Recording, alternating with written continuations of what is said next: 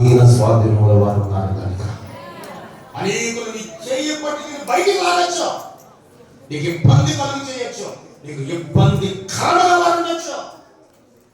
నా దేవుని వైపు నిత్యము చూచే వ్యక్తిగా ఉంటే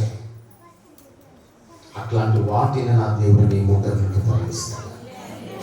ఇతరులకు కలిగే ఇతరులు అంటే ఎవరండి? మాట్లాడదాం. ఇతరులు అంటే ఎవరు? మనం అంటాము అన్యులండి అంటాము. ఎవరమండి? ఇతరులు అంటే ఎవరండి? గడిగి చెప్పండి. ఇతరులు అంటే ఎవరండి? మనకు నిశ్చితం ఉంది మనమే అని గడిగి చెప్పడం మనం జాయి కాదు. ఇతరులు అంటే ఎవరు? అన్యులు పక్కన పెడదాం. ఫస్ట్ మనం ఎవరు?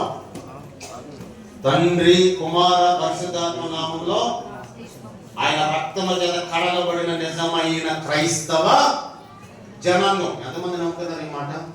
నమ్మిన వారు స్తోత్రం చెప్పండి. హల్లెలూయా, హల్లెలూయా, హల్లెలూయా, హల్లెలూయా.